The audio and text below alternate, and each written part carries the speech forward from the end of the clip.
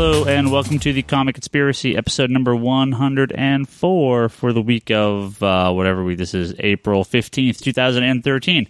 My name's Ryan Higgins. Who is here with me this week? Brock Sager. Toby. And Charlie. Hello, everyone. Did everyone do their taxes? Oh, yeah. Months ago.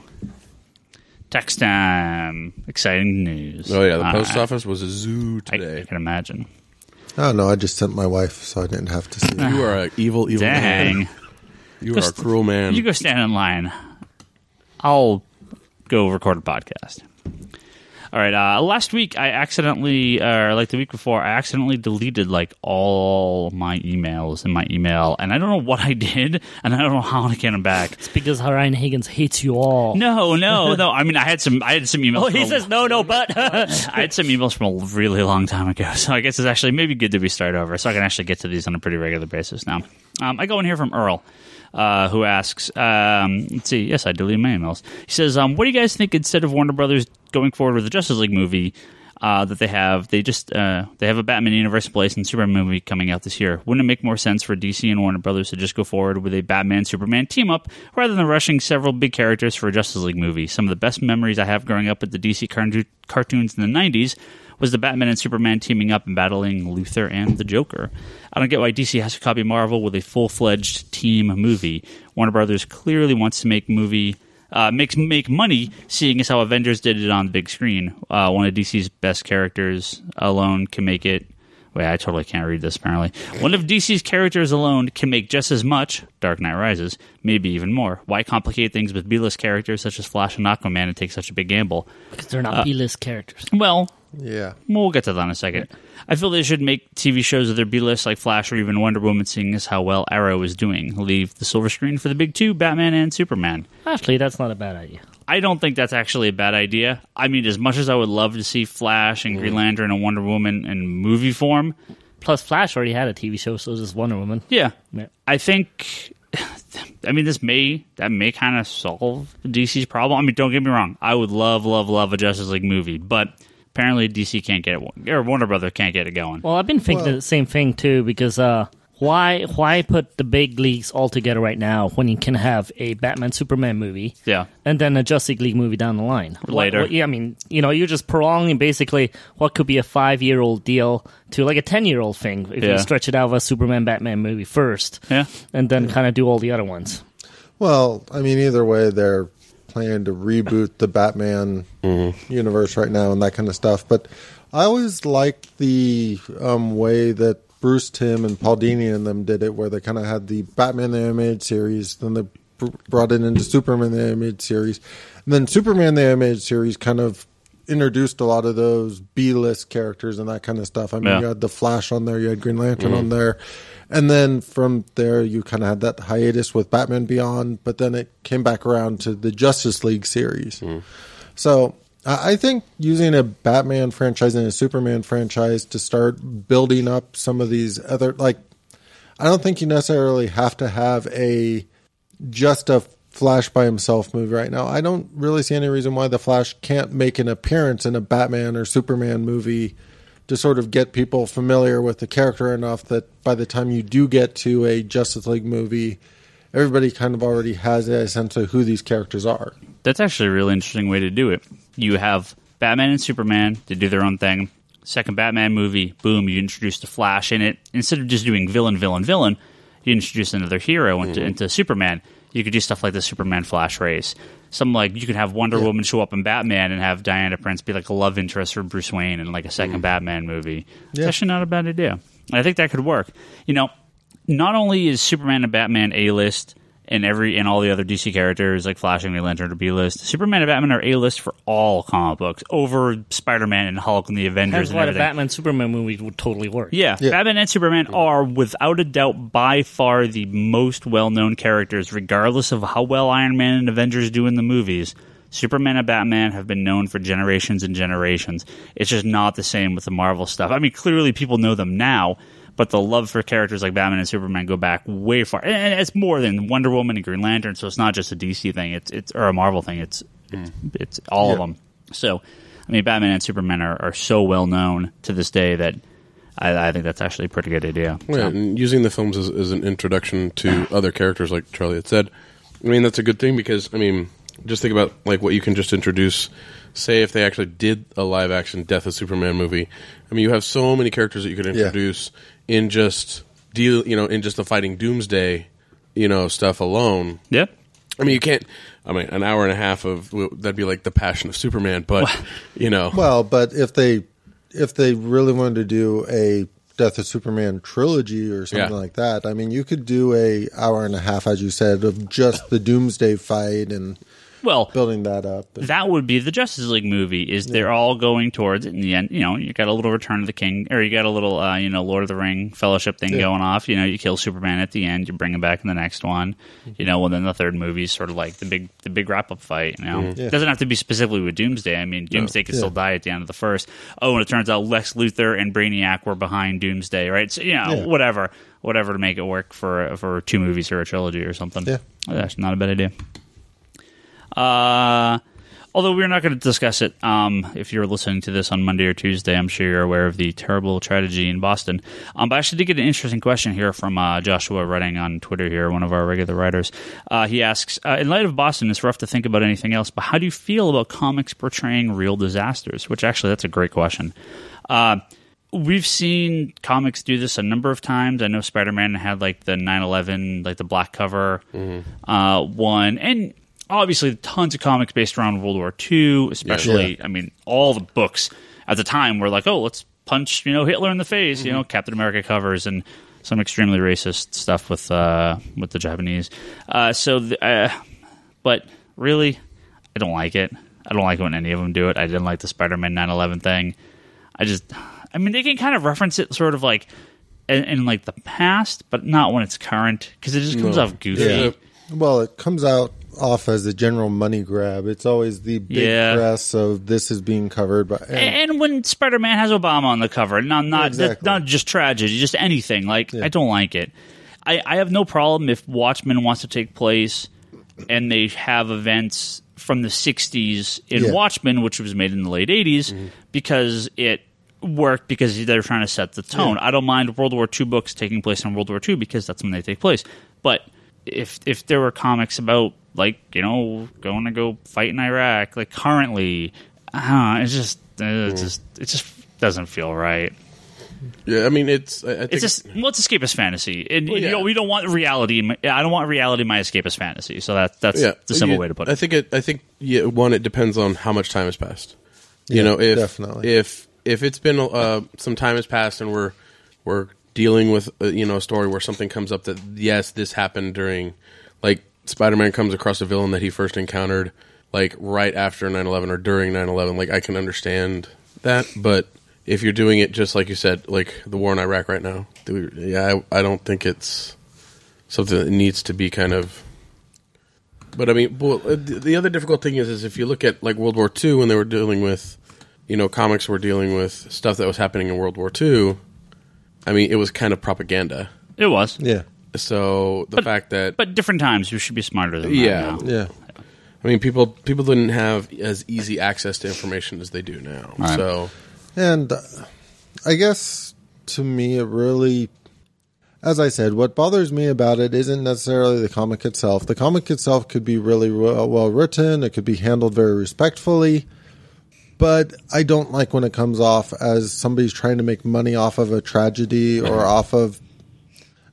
and that's really the way the bottom line comes off to me when a company does that.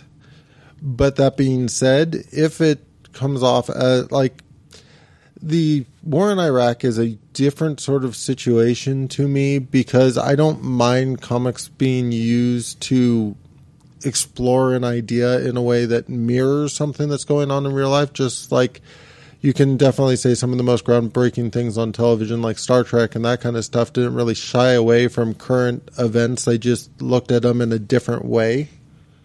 I don't really mind that in any kind of media where you can kind of maybe use some of the same themes, but not necessarily mirror exactly what's going on. The problem is it always comes back to why doesn't Superman fly around the Earth at 1,000,000 miles an hour and punch Osama bin Laden's head off because you could find him in 30 seconds? It's like, and those questions always just feel so dumb, and I hate having to deal with it. I just rather they don't talk about it because, that Spider-Man, Amazing Spider-Man 9/11 issue, as much as they were trying, why would people that aren't familiar with this, basically there was an all-black cover Spider-Man issue 36. 36? Yeah. Amazing Spider-Man 36 came out right after 9/11, and they basically showed kind of the aftermath of the attack and all the heroes in Metropolis, in New York City, kind of being like, oh my god, in mourning, despite the fact that any one of them could have stopped it, and that's what makes it feel weird. But then they had like the villains, like Doctor Doom and Magneto were all like in mourning, and like Doctor Doom was crying, and I'm like, that is not why. He's crying because he didn't do it. Yeah, but then you can't put that in the comic book because that's super offensive. Yeah, so it's like, Doom's trying to destroy the world, but then they blow up a building in New York, and now Doom's sad. Like, no, but now asking the question, there's no good way to do that. If you had said that and then asked the question, well, would Doom go after Saddam and punch his head off? Yes, but there's no good way to do any of this stuff. It's like I don't like it. Okay, we're gonna move from something kind of depressing. We're gonna leave? Like we're done already? We're gonna move from something kind of depressing. Shit, this is a short podcast. Well, we got a bunch of other questions here, but I want to get to this one. This is gonna be, it's called Good Job Comic Brain is what I'm gonna call this segment, okay? Based off our good friend Karen Chu's podcast. For the rest of our existence, we're going to give people like random trivia questions that we have to answer. Bad job, brain. That's okay. They'll realize I know none of the answers. This is terrible. Quickly. No, you guys will know. You guys will have answers. Okay, so we got a question here from Scott X Hunter. Scott, man, can I not read today? You are off today. I have like terrible dyslexia today. Apparently, from Cross X Hunter, also named Scott. On Twitter here. He says, dumb question from the forums, that being forums at geekbox.net, coming up.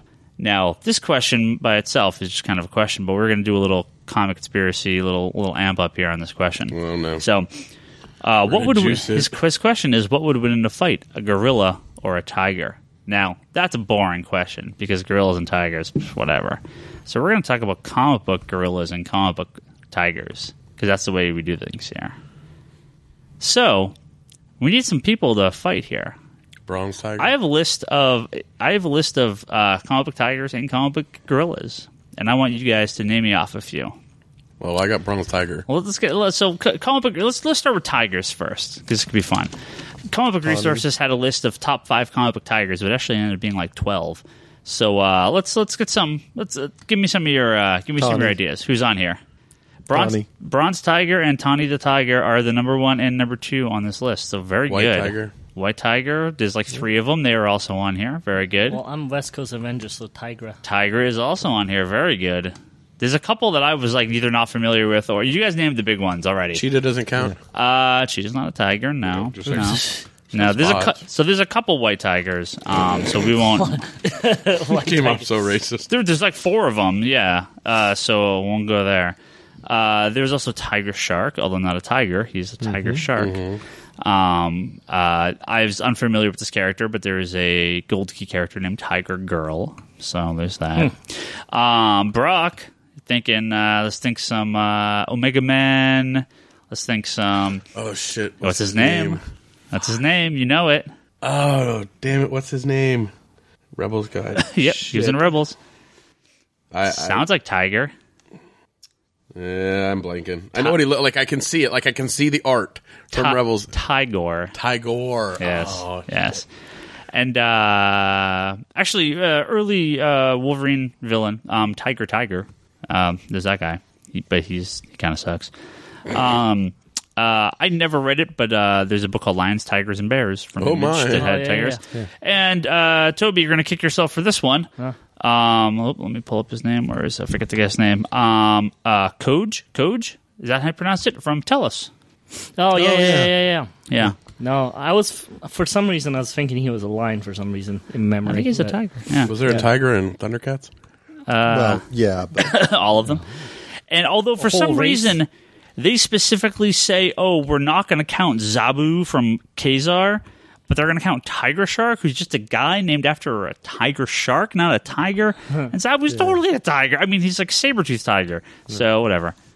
And, of course, we can't forget about Peter Parker, face a tiger. You just hit the jackpot. So let's take all those tigers. Now we need gorillas. No, wait, I'm confused. Is this Peter Parker or is this Superior Parker? All of them. Everyone at home, play at home. Grodd, obviously. Well, hold on. No, gorillas have a very famous place in comic books, and if you're unaware of this this little comic factoid, I'm going to give you this one here. Back in the 50s and 60s, comic books were actually created, well, specifically DC at the time, were created mostly by drawing a cover and then having the writer write a story based on what the cover was about. The more outlandish the cover... I thought you were going totally in a different direction. Oh, I thought in history, they're known to hire gorillas to draw their covers. They might.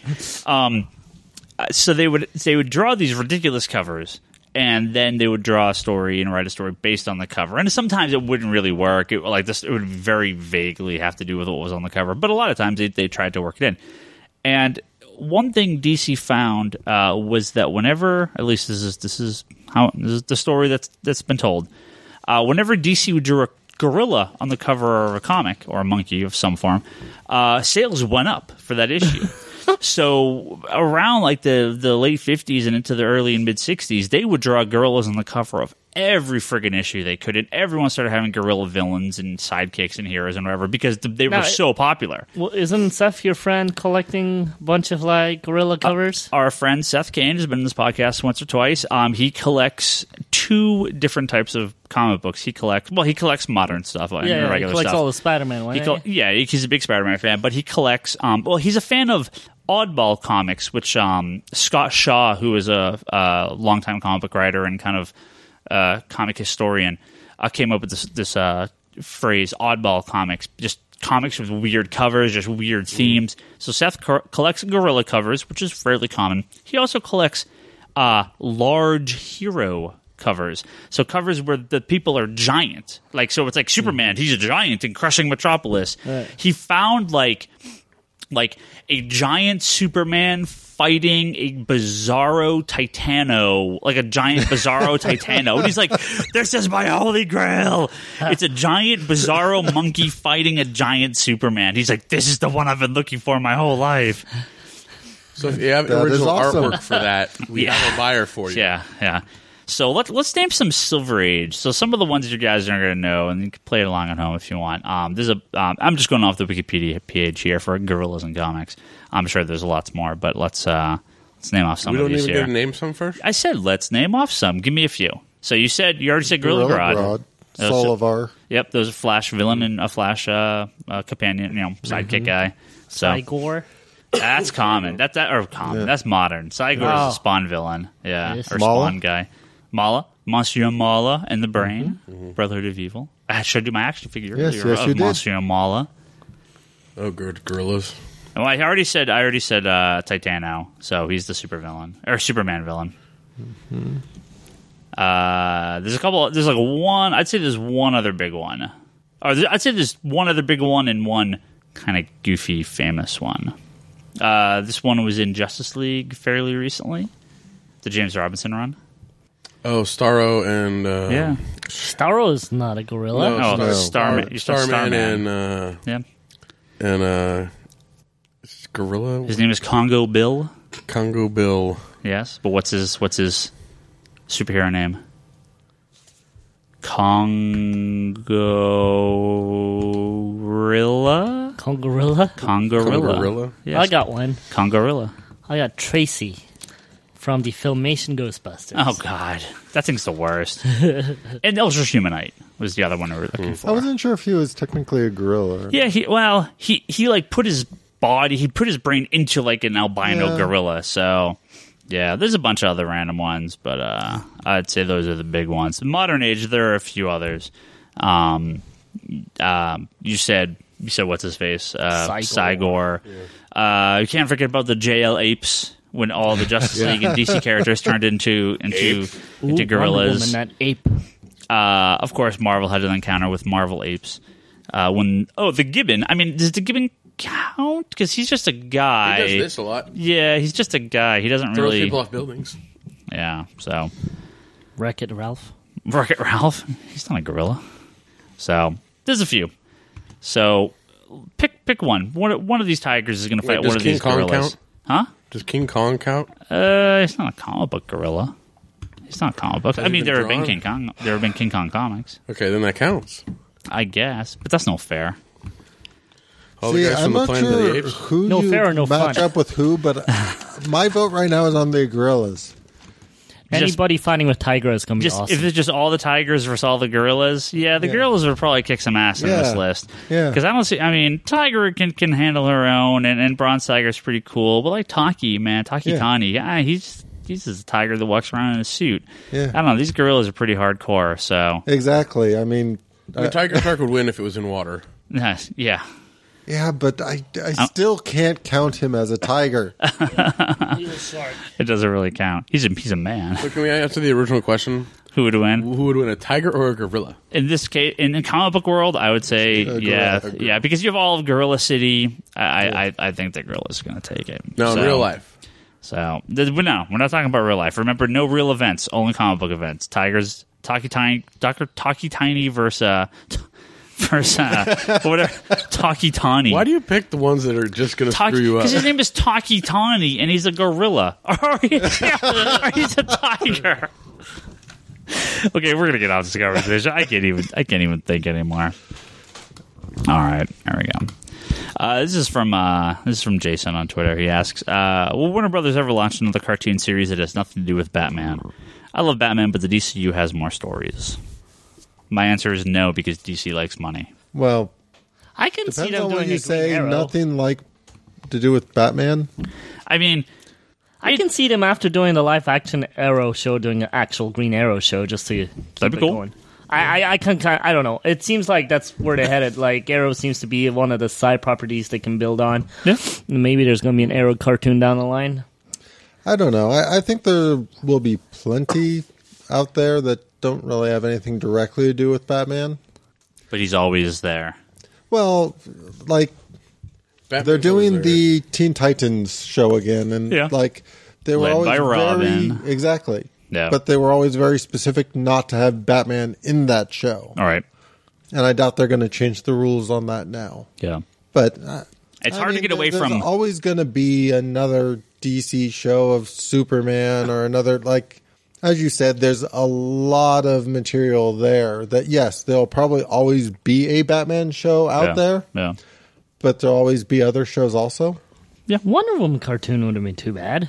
Instead of the Teen Titans, I really wish they did the Super Best Friends forever. Yeah, that would be awesome. I mean, I'm okay with the Teen Titans, and I'll watch it, I guess, but I really wish they did Super Best Friends, because it's different. I don't know. My theory is Tara Strong just can resurrect any show she wants at this point, considering all her shows come back.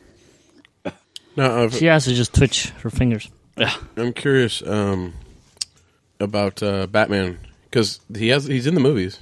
He's in the cartoons, but they won't put him in a TV show?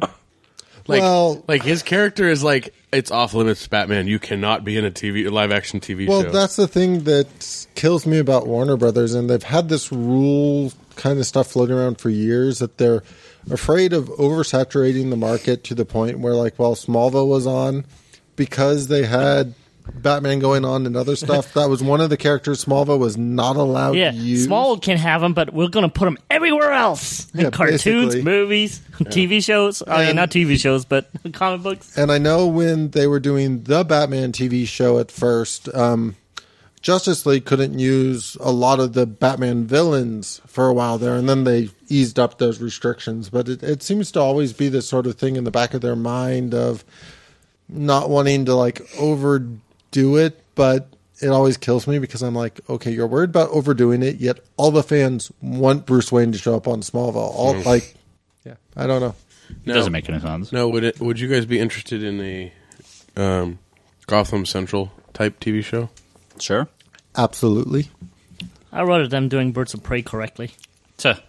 Well, yeah, it's given. Would but you get Dick Wolf to do it? No.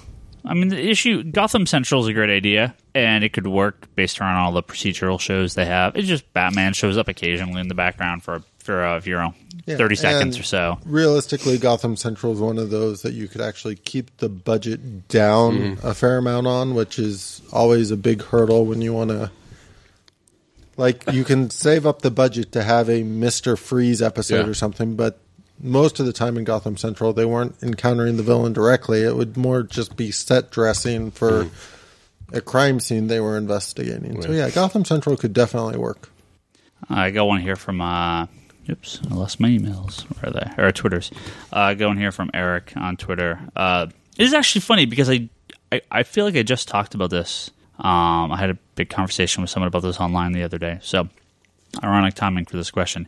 He asks, with tabletop gaming success, can comic shops survive being just comic shops, or do they have to be game shops also, or is it a fad? I feel very, very, very strongly that comic book shops should be comic book shops. I mean, I have no problem with comic shops that want to split and be game shops. Do whatever you can to survive. Go for it. But I've always maintained that do what you can do, kind of do one thing and do it really, really well. You can have a couple little things on the side. Like we have a couple, we have some toys and some statues and a few card things. But most comic stores I know go really heavy in the gaming, and I think by doing that they go away from comic books. Well, it's both. You can't put enough focus onto gaming because you have to deal with the comics, but you can't put enough focus on the comics because you have to deal with the gaming. And they really are two very different crowds, despite a lot of crossover. The buying habits, the fandom, the personalities are very different. Now, we do HeroClix here once a week after hours after we close. It's a very different crowd than our regular Wednesday comic book crowd. And not that any is better or worse, but I just don't think that they mix very well. And there are many of those people that buy comic books, and there are many of the comic book people that play HeroClix.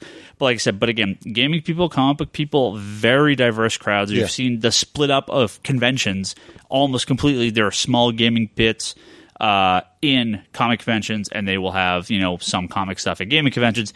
But again, it's I believe do one. Speaking of experience, I mean, the former comic book shop I used to work at, we did both gaming and the Warhammer stuff and the comic books.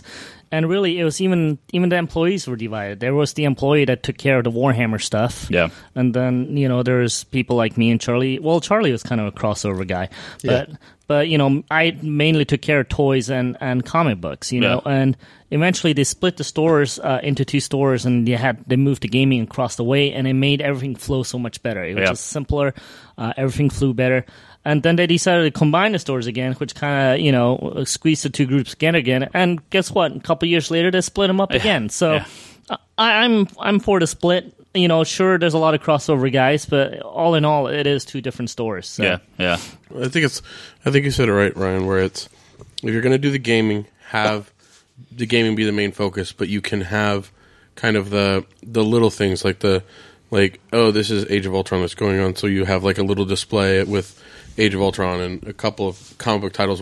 If you have, but I'll be honest. I mean, if it's a gaming store and they have a little thing for comic books, I wouldn't buy it from them. Well, I mean, it's like going to Walgreens and buying off the shelf there. I'm like, I don't want to buy it there. I want to go to a real comic book shop. A weird thing because very few gaming stores have any comic books, but when people go to comic book stores, they expect them to have games there. I get calls and I don't know why that is. Well, there's also, the RPG crowd and, the Warhammer crowd, and there's the tabletop gaming guys too. Right. Yeah. But why... I mean, I get people coming here on a regular basis, and they look around, and they're like, oh, comic books, huh? So you keep the lights on? And I'm like, yes, and a whole lot more. Yeah, we do very, very well here. And they're like blown away. But it's weird because when I go into gaming stores, I wouldn't expect there to be any comic books, but I get a lot where people come in here and expect, oh, you don't carry games? No, why would we? We're a comic book store. Well, especially in the Bay Area, there's a lot of stores that kind of split to do both. So I kind of understand it in this area, that expectation, because... Well, I would say it's the opposite. I would say in this area, you would expect there to be stores that only do one or the other. In small towns and rural areas, that's where you get kind of the one-shop-fits-all mentality where they have to do everything because it's a small crowd. But there's multiple... There's game shops that have their just subscribers and they just get the books for their subscribers and they don't like stock very much for other than, like, as you said, maybe they'll bring an extra copy of Age of Ultron or something. But those kind of people have never really bothered me because it's more of a special order kind of thing. So like even though we don't carry gaming here in the store normally, it doesn't mean that some of that stuff isn't special orderable. Yeah. I order stuff for people all the time. Exactly. If you have a request, that's sort of where a lot of it sort of crosses the line between you don't necessarily have to stock it to be able to sell it. Well, I mean, I went to a place in San Antonio when I visited, and I can't remember the name of the shop, but it was a gaming shop. Like, that's what they advertised as. But they had one corner of the store that had they had a wall of current comics, which was like last week's books, and then they kept a little bit excess, and then everything got dumped into a dollar bin after it was like a month or two old. And then they had a little section of trades and stuff like that, but it was a decent, like, the corner was for like the comic book corner, but the store heavy into the gaming things, and I think it was part of, like Troy said, they have this people that subscribe that come into the gaming store that, they subscribe, they have their books, so on and so forth, so you have the ability to order it there. But kind of with the HeroClix guys, I mean, especially with talking with Marshall, a lot of the guys, they're playing and they see a book on the shelf and they're like, oh, I want to grab this because it's attached to something that I'm enjoying right now. So I think that per store, you have to find the balance. Yeah, I also think when you do the gaming store, sometimes the comic book is not as important. I mean, like, look, as a fan, it's awesome when the store carries everything. There used to be a shop around the corner called Hobby World. It's no longer in business, but man, as a fan going in there, it was wonderful. You got a whole section of import toys, RC racers, you got arcades in there, you have comic books in there. As a fan, it was fantastic. But then you run into the problem of everybody has to be a specialist of something, right? And eventually, you're just going to run out of people. I mean, they stopped doing the current comics after a while, and then they started doing subscription only. And after a while, they even stopped doing comics altogether just because they couldn't handle it anymore between all the things they had. Then, sometimes another friend of mine owned a card shop, the sports cards that nobody ever buys anymore. But, I was a basketball fan, so I bought quite a few cards back in the day. And his son took over, and he introduced the gaming cards, side of things. And sure, there's a lot more business in that. And then slowly over time, they became a gaming card store as opposed to a sports card store. So they kind of shifted the whole business over, and they shifted the whole sports stuff out of there. I mean, luckily they did, because otherwise they would have been out of business anyways. Are you talking about Superstars? Yeah. I mean, like I said, I was good friends with the dad, and the daughter I even went to high school with, and his other son took over the store. Turn into a gaming store. I mean, good for them to switch and stay in business like that. So that's good for them. But sometimes you just got to do the change. And I guess just as sort of my final note on this subject, most of the time you can tell in any store you go into what the people who own that store or work in that store love, because you always see a bit more of an overabundance of that. I mean, I walk into comic stores that may have a very small section for comics, but have tons of Doctor Who stuff and Doctor Who magazines. And people do tend to just gravitate towards the stuff that they personally love and are into. And you can tell that walking into a lot of stores. You have to be careful with that, though. Oh, I'm not saying that you don't have to be careful. I'm just saying that because it's very easy to let your love of something blind you to what people actually want to buy. No. Yeah, but that's in a lot of ways this store has more personalities to it than I'm used to in stores. Like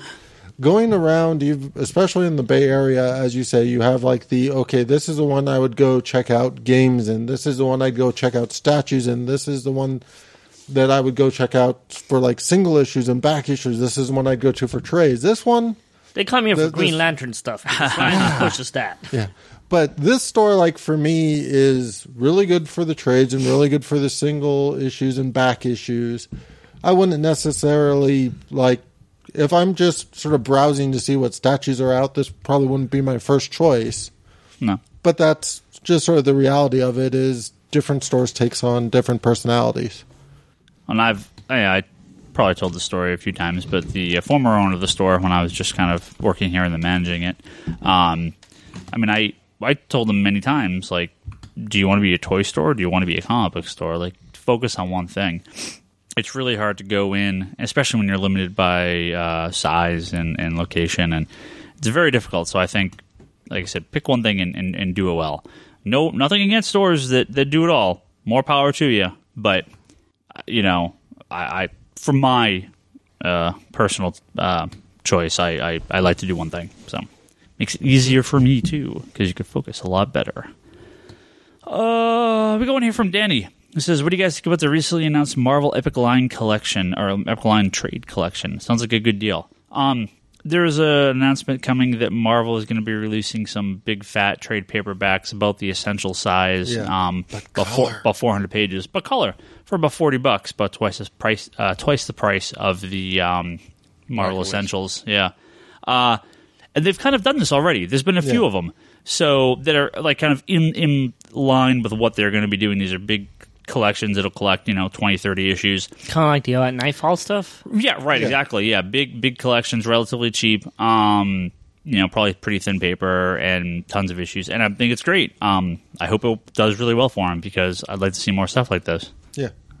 I just collect bigger story arcs. The weirdest thing about that announcement that I was reading is it sounds like volume wise they're going to be jumping around to sort of fill in, which I think is a giant mistake, but that's weird. Like the old Marvel Masterworks, where they were numbered.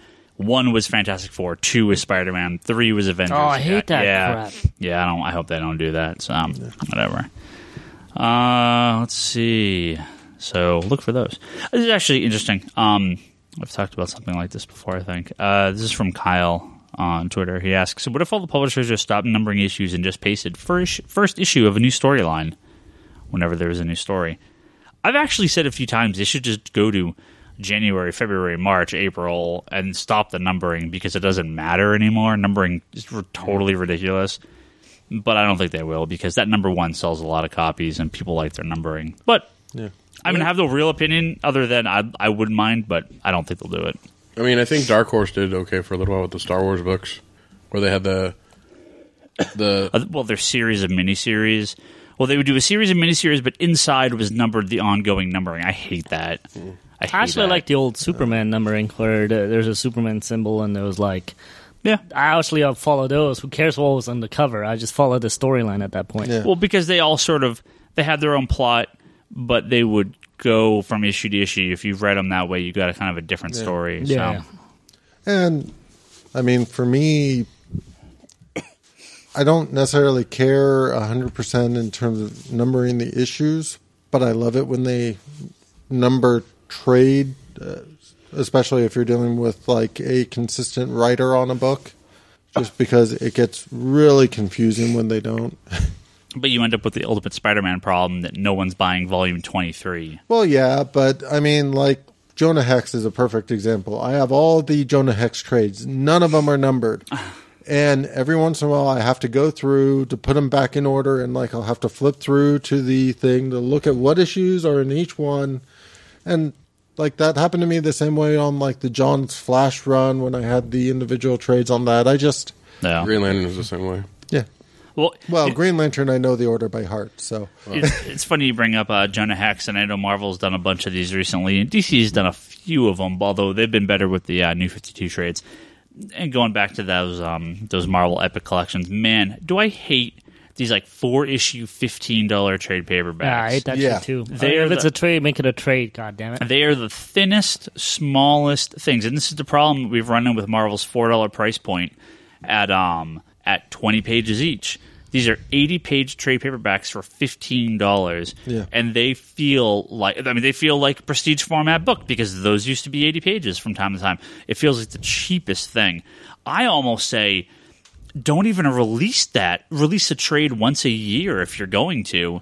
And I've mentioned this a couple of times, especially with how quickly they're putting out the books at this point.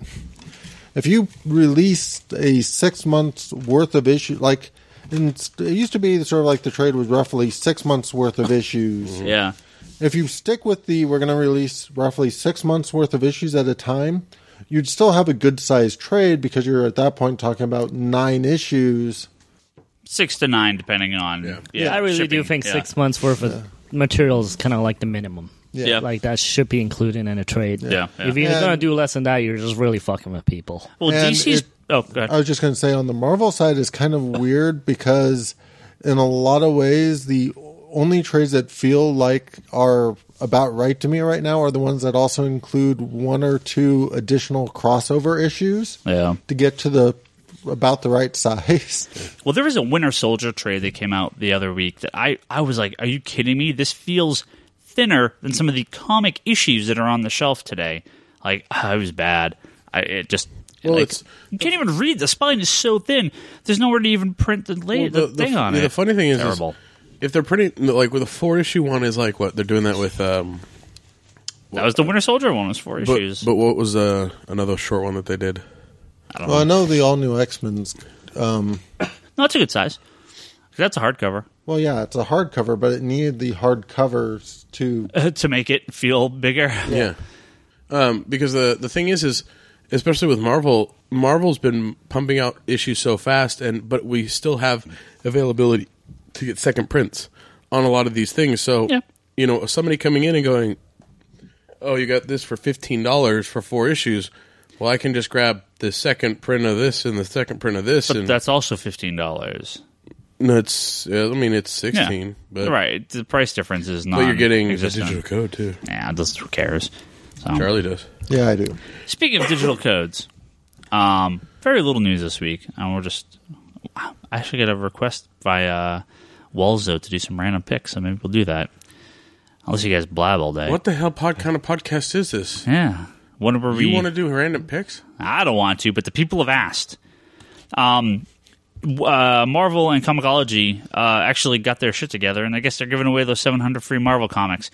I think it's too late. I think they're done. Yeah. So done. If you missed it, you missed it. It was literally like you had 48 hours. Like I don't even think it was 48 hours. I think it was like 24 hours to sign up, and then they. Yeah, I wasn't sure where to sign up. I was looking for a while actually. I don't know how. Like back when they first put it up, they had a thing of like, give us your email, and that's where I did it.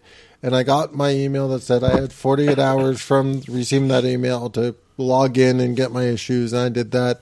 But I'm pretty sure it was sort of a limited, we're going to send out these emails on Thursday, and you have through Saturday, basically, to get your issues. I guess we won't get any then. You know what? If Marvel was smart, they'd have all their number ones for free all the time. Same with DC. Yeah. They would need to par down the list of the ones they did this with, just because ongoing books, not the miniseries, not annuals, not specials, but ongoing titles. Well, the main reason I brought this up was just because they were. It seemed to be like any Marvel number one was included in this list, including one shots, including. Yeah. Well, they had like mini-series of one-shots. They were all free. And it's like, no. Just number ones of all ongoing books. That's all you need. The only other kind of piece of news I saw that was kind of neat is there was there's a big trade paperback or big hardcover omnibus, of DC's Villain omnibus. Kind of spoiling probably upcoming solicitations of what DC is going to do for their second anniversary, and possibly the lead-in to whatever the post of this what text there, the Trinity War. In September 2013, Evil took over as every title in the DC Universe published special new number ones featuring the villains of the DC Universe, which then will be collected in this hardcover. Number ones. You're going to sell more. Yeah. Well, so when the number zeros came out, and this is the thing that I hope DC realizes, when the number zeros came out, people were like, oh, they're restarting again. I'm like, no, it's just a thing. And now when this happens, people will be like, oh, they're restarting again. It's like, no, it's issue 24. People are just going to think they're but that's exactly what they want. Books. Yeah, I'm like, no, because it'll all be Joker number one and Riddler number one. It's actually Batman issue 24. It just says Joker number one on the cover. But then they're probably going to put out a Batman number 24. I don't think so. That's what they did with the zeros. Or I guess it'd be 23 then, right? Because it had the zero month. God, my point of sale system's going to be so messed up after this. Hey, where are we going to file these books? Hey, at least they're not doing it as 24.V. Yeah. Or 24V. 23.V. Maybe. I guess that's cool either way. So Yeah. I can't wait. Villains are cool. In fact, this is the new 52 omnibus. I didn't get the Zeros omnibus. I got a little bit more just because it was sort of more of a self-contained story in the Zeros. The Villains #1, I get even more because it sounds like it's Yeah, that could be cool. yeah. I mean, I think it's a bit of a risk. I think it's definitely a bit of a gamble, and all the books have to match up. Yeah. Because those villains must be replacements for the series. It can't be like we're going to have like a Captain Cold and a Captain Boomerang and a Mirror Master #1 because that's 3 Flash villains and there's only one Flash book. You need for Flash it'll be Rogue's one. Well, sure, but that's what I'm saying. You need a clear one-to-one transfer, and they must acknowledge what the book is because Superman's going to have 2 books, and you need to know which. What is Superman? Or 3 books? What is Superman? What is Action? What is Superman Unchained? You need to know which goes with which because there is going to be a direct correlation between those series. I'm assuming creative teams will be enough to tell you, but they need to make it clear because this is the problem that I have to deal with, and I don't want to deal with this problem. So I'm just too busy going. Superman Unchained is gonna have a villain. It's gonna no, it's gonna be the what's it called? The robot, the space robot. Do you think they're just going to bring in somebody else other than Jim Lee to give him an extra month to catch up on art? Brainiac on Unchained, Luthor on Action. Well, sure, but what I'm saying is it going to be called Brainiac Unchained? Maybe. They need to make it clear. They need to from the pages of Action Comics, Lex Luthor #1. From the pages of Batman: The Dark Knight, Scarecrow #1. Like they need a direct I got it. Something on the cover that tells you which book this is. This shit as a collector. No, it's not just from a collector, it's from a retailer point of view because people are going to come in and be like, "What happened to Detective Comics this week?" Well, it's not Detective; it's actually the Riddler #1. But I hate the whole thing though. I kind of like my numbering normal and so on. No, I know who it's going to be for Doomsday. It's going to be Bizarro Chained. That would be funny. But given the fact how they started with the Doomsday, with all the binding and everything, I could see doing a Doomsday Unchained and bringing him into the new 52. All right. Let's do some random picks. I thought we were going to talk about something we were excited about. Oh, you want to talk about Injustice. Why are you waving it off like it's nothing? Talk about Injustice. I can't wait for it. DC fighting game? Yeah. Woohoo! I'm excited. Pre-order comes out. Injustice or Injustice? Injustice. Comes out tomorrow. Yes, tomorrow. Yeah. Now you got yours from Amazon, right? Yeah. I heard Nightwing in there. It's not Nightwing. It's Damian Wayne. Spoiler. You may possibly be correct. Yeah. You shouldn't spoil that shit on this podcast. I didn't spoil it. I was mad when I found out. I was like, why the fuck am I not getting Nightwing in my game? Well, there is a fighting, just random fight, but there is a story mode which apparently has a very cool story, which I've remained mostly spoiler free. Thank you, Toby. Yeah, no problem. Glad to help you. I mean, I've read the comics. The comics are leading up to it, and the comics are really they make me like even more excited to kind of see the story in the game and see how well they do. See, my problem with fighting games when it comes to consoles nowadays is very, very simple. I know I'm going to want to be able to play all the characters with all the skins, and there's too much fucking DLC that gets tied up into these exclusives. Get Game of the Year. That's what I'm waiting for. That's what I'm thinking I'm going to have to do because that's the only way I'm going to be satisfied. Because I'm tired of rebuying my games. Like Arkham City, I should have never bought it to begin with. Yeah. Look, I hate fighting games. I suck at them. I'm so terrible at them. I don't get them. I'm going to buy it. I'm going to play through it once on easiest setting. I'm going to watch the end of the game and be like, excellent, put the game away and never touch it again. And then I'm going to be like, can I borrow that, Ryan? Yeah, sure. I don't care. Me too. I'm terrible at fighting games. I will not play online. I bought it for the... me too. Even though I love them. I'm buying it for the Wii U. So are you guys going to have yours? I have a Wii U. I have a Wii U. I thought you didn't hook them up. What? I thought you got it, but you didn't. I thought you didn't hook up. I know it's hooked up. I just don't know how to log in. Okay. Well, yes, because the Wii U version even has like one button combos. Like you press the button on the gamepad. I'm like, yes, I care less about. I can't throw a fireball. I'm terrible. Oh, I can throw a fireball. I'm but terrible as far as I go in Street Fighter, I love that game. I'm terrible at fighting games, so I don't even want to do it. No, I wanted to get it for the Wii U also when I get it, just because I like the gamepad. Oh, yeah, gamepad's very sweet. Oh, I'm a PlayStation guy. We know. Well, you don't have a gamepad, do you? Do you, Brock? What do I need a gamepad for? It's awesome. So you can put your wiener on it. Can I put my wiener on it? Yeah. I'm playing with my wiener on my controller. Yeah. Dual shock. So, hey. If PlayStation came out with a dual shock controller like the Wii U, I would put my penis on it and let it vibrate. Okay. Omar's not here, so Like, let's move hit on. me, Doomsday. Omar's here in Hit spirit. me, Doomsday.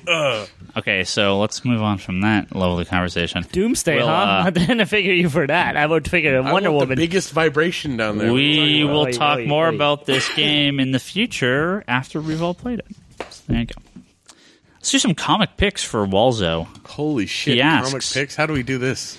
It's been so long. So for those of us that maybe never listened to this podcast in the early days and we'll forget how this works, we used to actually just pick a random comic every week that we want to suggest. Nothing pre-thought of, just something off the top of our heads or first thing that catches our eye that we like. I'll start it. Sitting around the shop. And so, Toby. I'll start it. Yeah. I'll go with Age of Ultron. Really? So, yeah. You've been liking what's out I've been liking it. I think it's cool. It's a fun read. And lots of surprises. I'm sad to see that Bendis is still writing his favorite characters in Cage, and all those guys are still the main characters in his books. But I've been liking the book. I mean, we've talked about it a little bit, but why don't you give a little not spoilers, but just plot so far. What's going on in that? Well, it's kind of like Avengers: Age of Apocalypse story, right? Yeah. So, I mean, I don't want to give too much away, but I really like it. I like how Nick Fury showed up. Spoiler, and that's where I'm going to leave it at. And I kind of like what he was doing in hiding, and it was cool. Looking forward to seeing where it's going to go. Sounds good. Who else got one? Anyone? I got one. What you got? I'm going to go for the Savage Wolverine. Really? Not the Wolverine, but the Savage Wolverine. Really? The Frank Cho stuff? Yeah. With the naked women? You mean the Shaun of the She-Devil book starring Wolverine occasionally? Exactly. Yeah. And they brought in Amadeus Cho. Yeah, which is really weird. Yeah. I like his character from all the Hulk stuff I read. So, yeah, it's a fun book. I like it. Brock? I'm waiting on Ryan. I'm looking, man. I'm looking. I'll go. How do the two originator not have a pick? I have two just because they're miniseries and they're basically done Okay. Do it. soon. Snapshot by Andy Diggle. Yeah, that's a I great still book. got to read that. It's been really good. Great book. And even though you can't get it at Comics Conspiracy, Todd the Ugliest Kid. Last issue comes out Wednesday. I forget that. That one's been really, really good and funny. Yeah. Enjoyable. Yeah, speaking of Diggle, why can't freaking Ollie be like nice to him on the freaking show? He's always like a complete dick to him. It's like, oh, wow, I'm gonna just do this. Fuck you. If I was Diggle on that show, I'd be like, fuck you too. I'm gonna go walk off and do my thing too. Stick arrows in his tires. I just figure that's going to be the end of the season is like the bow versus the gun. Oh, wait. It's been so long since we've done these, and I'm sure I picked this at some point early on. I don't have a list here to tell me what I picked, but I'm looking around and something caught my eye here. I can't recommend it high enough. It's one of my favorite series of all time. Sandman? No. These have actually been recollected more Dirty recently. Hellblazer? No, these have been Hellblazer's good, but these have been recollected under a line from Marvel. It's called Avengers Assemble. It is the Kirpusek run of Avengers just post the Marvel Reborn. The heroic run. Or the Hero Return. The Hero Reborn, which is like when all the Image guys took over. I was talking with someone about this over the weekend, how Avengers Assemble, well, what these books collect, volumes 1 through 5, probably is top 3 superhero runs for me of all time. I mean, I don't know exactly what would be. It's still in print. Yeah, those are all available. The trade, yeah. The trade. I liked it up to like what number 8 where they had that weird Talon dude on the cover. That's where it lost me. Huh? Talon? Yeah, some dude, black dude, and weird green and red costume. Oh, the 3D man? No, is that 3D? Triathlon. Oh, Triathlon. That's when it lost me. I was totally in it, and then also, never mind, you lost me. Yeah, he's kind of dumb, but whatever. I actually have I actually just listed my single issues of that on eBay. It's good stuff. 1 to 24. It's one of my favorite like superhero comic runs of all time. Kirpusek just nails the Avengers. Perez's art on it is amazing too. George Perez did a lot of the art on the early days. Thunderbolts launched basically a little bit before this, and there's some tie-ins between those titles. Of course, two of my favorite characters, Marvel Boy and Firestar, were pretty important roles in the early days of that book. Was it Vance Astro in it too? Yeah, Marvel Boy. Yeah. Oh, okay. Or Vance Astrovic. Astrovic. I mean, the Guardians show up in an arc? I can't remember. The reason I was talking to someone about this was because of Age of Ultron, because we're asking for good Ultron books, and I suggested the Ultron arc. Ultron Unlimited, is that what it was called? Yeah, because the Zero issue tied in was the prelude issue for that. Yeah, in the in that Kirby second run of Avengers. So one of my 2020. Yeah, it's in the teens and early 20s, I think. So it goes to 20. It goes to like 24. Very, very good story arc. And the prelude is the Zero issue that came out from Wizard. Yeah, they brought in back to Squadron Supreme in there. Big arc with Kang, kind of to wrap up the book towards the end, which I think by that point it kind of was like, okay, I think it's time to move on. Jeff Johns took over a little while after that, so good stuff. But yes, Avengers Assemble, these 5 trade paperbacks. Highly, highly, highly recommended. So, all right. I don't know. Is there anything else? We good? I don't know. All right. Are we? Well, we'll have more Justice talk next week, probably. I really want to check out the DC Universe Presents issue this week. Which one's this one? It's the one where they're bringing in Beowulf. Oh, Wait, Beowulf's in this one? Yeah. Ooh. Wait, is Beowulf in the backup again, or are they finishing up that stupid? I think Sword and Sorcery is one of the ones that got canceled. Yeah. So is the backup in Sword and Sorcery has been the Beowulf. No, it was. Then it changed to some other like Sinner. Yeah, I don't know, but no, I don't think he's coming back in that. I think they're just having a big uber awesomeness in DCU Presents this week, which is awesome. Cool. I'm going to talk about that next week then. All right. If you like this episode, you can go to www.geekbox.net. No, the. But the makes everything better. Charlie. The Charlie. Yes. Or Comics Conspiracy. It's the mighty Charlie. Comicsconspiracy.biz. You can catch up on all the episodes the there. Incredible Charlie. If you go on iTunes. Especially when Go uses his bathroom. If you go on iTunes, you can also go through and find us all on there because iTunes has all the episodes on there, which is great. You can also go to geekbox.net and go on the forums, which is forums.geekbox.net, where you can find all the... I post on the forums pretty regularly. You can go on forums.geekbox.net, where you can find all the different threads and special topics and conversations for all our lovely Geekbox podcasts. You can go to conspiratorBrock.com, which is Brock's blog. Go to Comics Into Kind, which is Omar's blog. You can go to theinfinitelongbox.com, which is Charlie's other podcast, The Infinite Longbox. InfiniteLongbox.com. Sorry, I turned everyone off. InfiniteLongbox.com. You can go to Twitter. Find us all on Twitter. Ryan Higgins, Ryan, Brock Sager, Comics and Kind. Toby XI is Toby. Charlie is Insanity and Chaos. You can find him there. Digital.comicsconspiracy.biz. You can go there to find our digital comic website. You can go there. And this weekend, if you're in the Bay Area, we're having our 20th anniversary sale, the first of a few. It's going to be Friday the 19th? Yeah, Friday the 19th through Sunday the 21st. Come down, big sale at the store. Lots of cheap books outside, 50 cents, up to I think 35 cents a book, depending on bulk. Dollar back issues, 25% off trade paperbacks, toys, big sale. So come down if you are around. Look, we have Ultron toys. Oh, we do have Ultron. Thanos. Good toys. 25% off, guys. Don't miss it. All right, we'll catch everyone next week.